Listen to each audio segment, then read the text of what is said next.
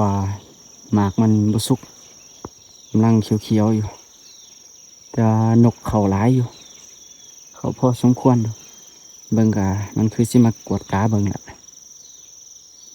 อีกประมาณ10 มื้อน่าจะสุกแล้วแล้วค่อยเจอกันใหม่สบายดีทุกคนเนาะวันนี้กลับมาเบิ่งต้นหมากไข่เนาะที่เราเห็นอาทิตย์แล้วอาทิตย์ก่อนตอนนั้นเฮามายังบ่สุกนะวันนี้สิมาเบิ่งว่าสิสุกบ่โอเคตอนนี้เฮาก็มาฮอดต้นไห้แล้วเนาะพอดีสุกแล้วนกเต็มเลยเมื่อกี้เห็นนกเป่าบินออกไปทางหันตัวนึงเนาะนี่เนาะต้นมันเทิงมันมื้อนั้นเฮามายังบ่หล่นจักหมากวันนี้มาหล่นหมดละสุกแล้วเนาะนี่เนาะมาให้สิขึ้นไปหาบอนนางก่อนเด้อถ้าจังสิติดสโคปถ่ายเลยโอเคตอนนี้ก็แล้วเนาะบอนนางเฮาเป้งบอนนางเสียงแห้งเนาะนกมันพายหมดละกำลังสิมาใหม่ติดตามไปทำกันเด้อก็มื้อนี้มาลองวาวบ็อกชูเนาะทางมาลองมื้อนี้เลยใส่ทางใหม่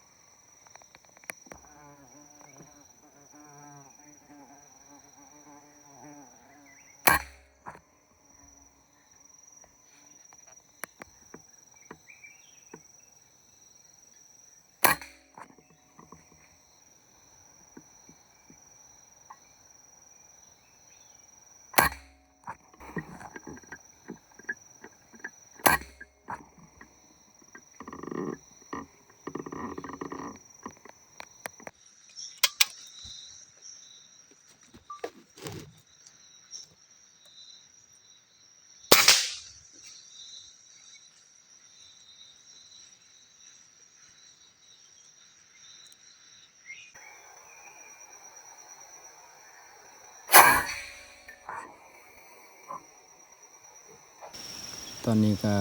11 โมงแล้วเนาะเฮายิงตกไป8 ตัวเนาะ8 บาทบ่พลาดจักบาทเลยถือว่าแม่นอยู่บ็อกทูนี่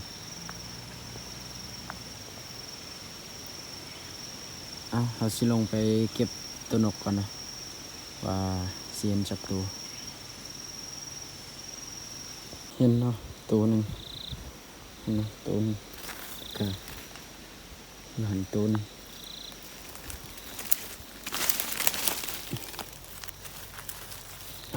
ตกอยู่นี่อีกตัวนึง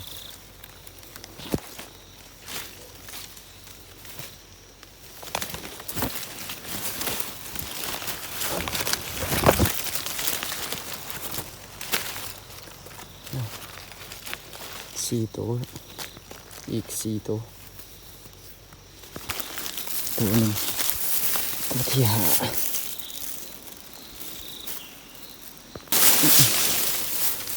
เนาะตัวนึง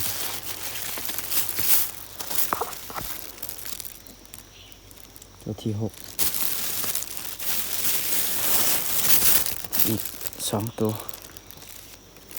อีก2 ตัวบ่เห็นเนาะจักไปตกทางใดบ่จือวันนี้ก็ตึบโพดสอกแงก โอเคเราสิกลับไปนั่งต่อ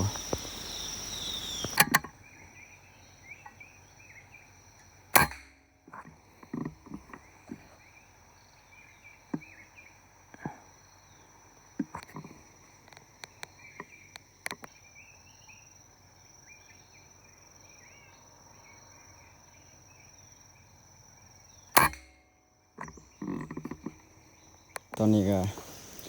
ขึ้นมาปีกนกกินเขาวกันเนาะ12 โมงละตอนนี้ก็อันนี้มาคนเดียวมานี่นกก็อาจจะพวกเขาแล้วเนาะตอนให้ก็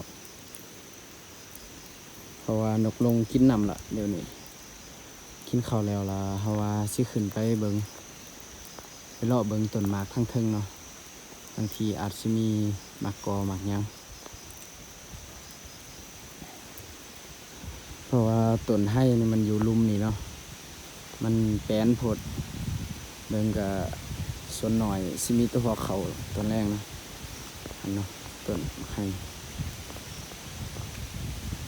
สำหรับคนที่มักถามเนาะว่าเขาใส่ปืนรุ่นใดนี่เนาะเขาใส่ K2 วาวเซพันก็ใส่แลกบ็อกทูทั้งนี่ก็ซื้อมาใหม่เนาะเรานี่ก็ซื้อใหม่ซื้อนำซ่อง iPad เนาะเพชร PCP นั่นแหละแล้วก็สโคปแคมก็ซื้อมาใหม่เนาะ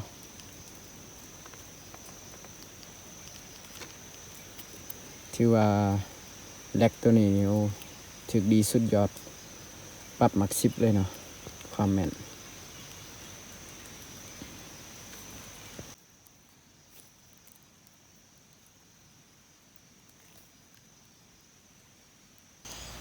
ตอนนี้ก็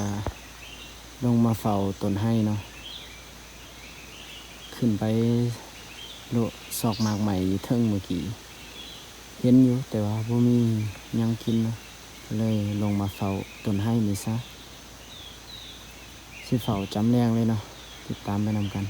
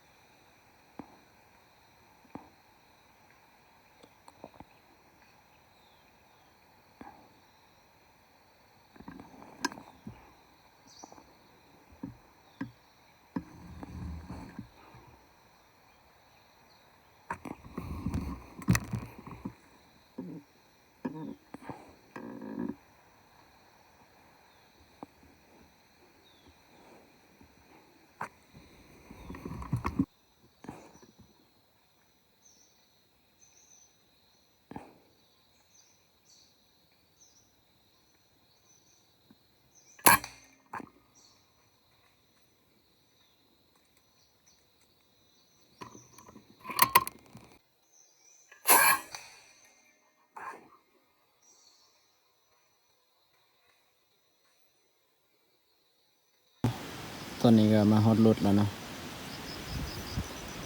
มื้อนี้ได้แต่